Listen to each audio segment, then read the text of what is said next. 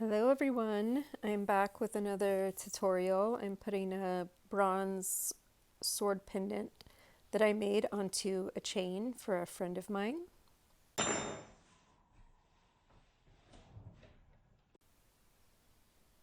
So to start, we're going to need two bent nose pliers. You can use regular needle nose pliers. I just find bent nose pliers easier for handling some of the small parts we're going to be working with. So we have two bent nose pliers or chain nose pliers. We have our pendant that we're going to be putting onto our chain. We have our length of chain that I have already cut. And we have our findings, which are going to be a round spring clasp and two jump rings. So the chain that I have for this is actually vintage brass curb chain. And vintage chain can sometimes be a little grimy to the touch, like it feels a little bit dirty. It comes sometimes just like in these giant messy balls of chain, and I want to show you guys how I clean up the chain so that it feels nice and clean. So I just use some Dawn soap and I use a brass brush. Brass brushes you can get from Home Depot, from Harbor Freight. I may have gotten mine from Rio Grande, I can't remember. So I'm just going to add a little bit of Dawn soap to this chain.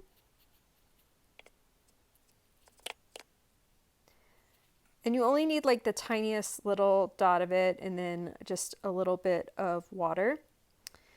And you're going to get that wet and then just start sort of washing it, scrubbing it with the chain. Brass brushes, scrubbing it with the brass brush.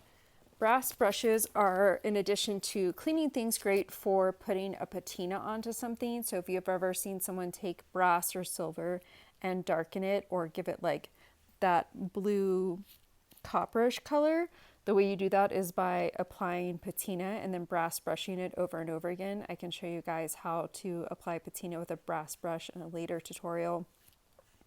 So here I'm just like scrubbing, making sure I get all the little parts of the chain, get it super clean.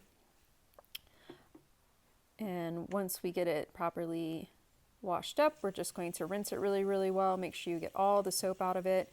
If you're ever rinsing anything with chemicals, this is just my kitchen sink. Don't rinse it down the sink. You're gonna have any chemical stuff you're using, you're gonna want to have like a bucket or something to contain it in. Really important not to ever let any chemicals that you're using go down into the sewer system, but this is just Dawn soap, so it's fine to have this go down the drain. So once you've rinsed it, you want to make sure and clean out your brass brush and get everything, the soap out of it as much as you can. And then you want to make sure to dry it by storing it with the bristles face down like this. Okay, so now my chain is dry and clean. I have my pliers, I have my freshly cleaned chain. We have our findings, which is our spring clasp and our jump rings, and we have our pendant. So the first thing we're going to do is put the chain through the loop on the pendant. If it doesn't have a loop on it, you can always add an extra jump ring, but this one has loop attached. So we're going to take one of the jump rings and we're going to take our bent nose pliers or chain nose pliers, and we're going to open it sideways like a door. So sort of imagine the way that a door swings open. You want to open it side to side, and I'll show you what, here you go. You can see it's open sideways. You don't want to pull the two ends apart from each other because it'll mess up the shape of the ring. So you're going to use both pliers to open it sideways like a door. You have it open now, and we've put it through the chain. So we're going to grab our other set of pliers now, and we're going to close the jump ring back up. And once the jump ring is closed, we want to take the pliers and we want to reposition them so that they're against the seam where we've closed it. And we want to press very gently to tension set the jump ring closed. So you don't want to squeeze too hard. You don't want to bend or smush the jump ring, but you just want to apply enough pressure that it'll bring those the seam where it's closed together nicely. So we have our jump ring on the other side. Now we're going to add our clasp, and again we're going to go back and grab our pliers. Our clasp is going to fall off, and we're going to put it back on. We're going to go grab our pliers, and we're going to again close the jump ring back up just the way we opened it in that sort of swinging door motion, bringing the ends back together till they close shut. I didn't get this quite right the first time, so I'm going to have to go back in with my pliers to reposition it. So I'm going to grab my other pliers and fix this. I can tell because when I try and squish the two pieces together, they don't quite line up. So I'm going to go in and I'm going to fix it.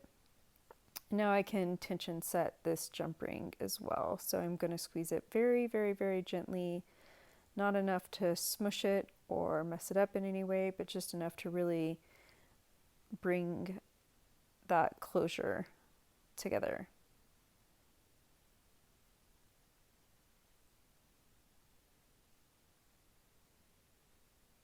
There we go. And so that is our necklace. It is now complete.